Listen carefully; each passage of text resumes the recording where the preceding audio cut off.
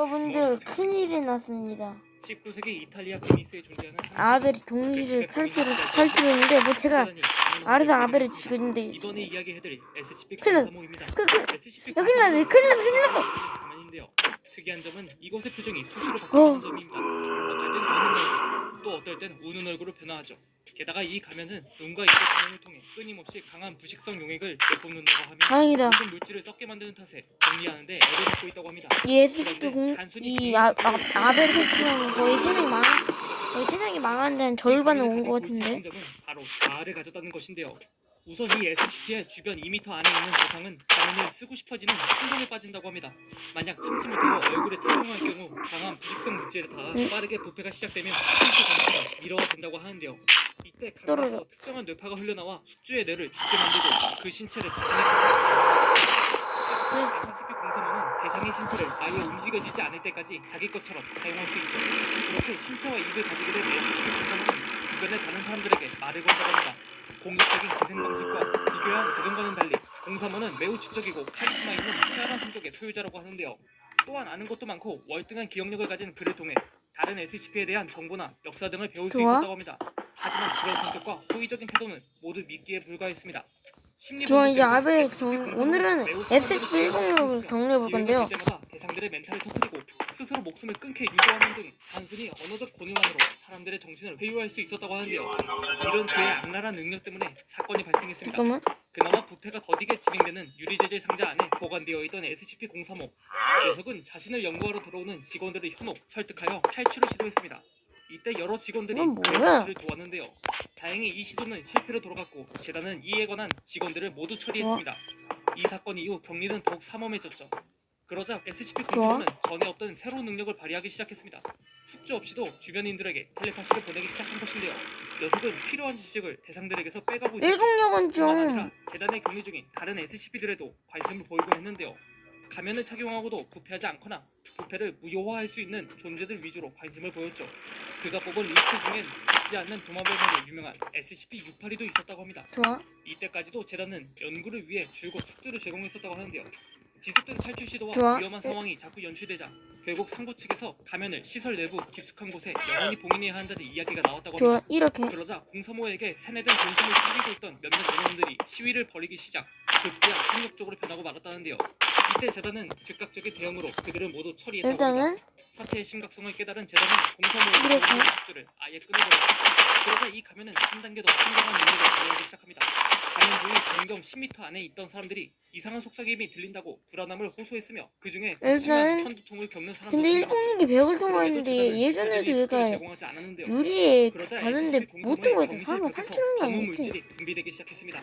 이를 연구해보니 알려지지 않은 물질들로 오염되어 있는 액체였으며 그나마 알 수 있었던 건 인간의 혈액에 포함되어 있었다는 점뿐이었죠.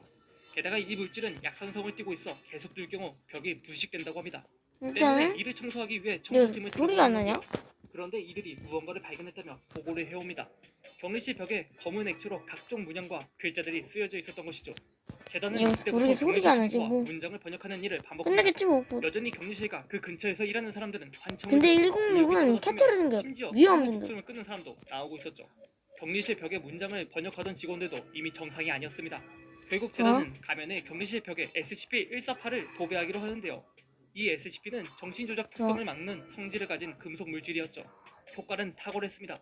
SCP-035의 정신조작 현상이 격리실 바깥에 전혀 영향을 주지 못하기 시작한 것인데요. 그러자 반대로 격리실 안의 이상 현상이 더욱 강해졌습니다. 재단 직원이 격리실에 들어갈 경우 그 즉시 극심한 두려움, 공포, 분노, 우울증에 빠졌으며 오래 머무를 경우 얼굴의 모든 구멍에서 다량의 출혈까지 발생했다고 합니다. 상황이 그렇게 되자 격리실을 청소하는 것도 원활하지 못하게 되었고 결국 격리실은 검은 물질로 뒤덮이게 됩니다. 이제 이곳에 들어오기 위해선 전신 보호복을 입어야 했죠. 물론 보호복을 입어도 위험한 건 매한가지입니다. 이때부터 격리실 안에 들어가면 저절로 문이 잠기고 피용덩이에서 손들이 나와 대상을 공격하기 시작했으니까요. 현재 재단 내부에선 이 SCP-035의 격리실 며칠 못 버티니 얼른 새로운 격리실로 이동해야 한다는 목소리가 나오고 있다고 하네요. 어쩌면 그냥 숙제를 제공해주는 게 나을지도 모르겠습니다. 시청해주셔서 감사합니다. 좋아.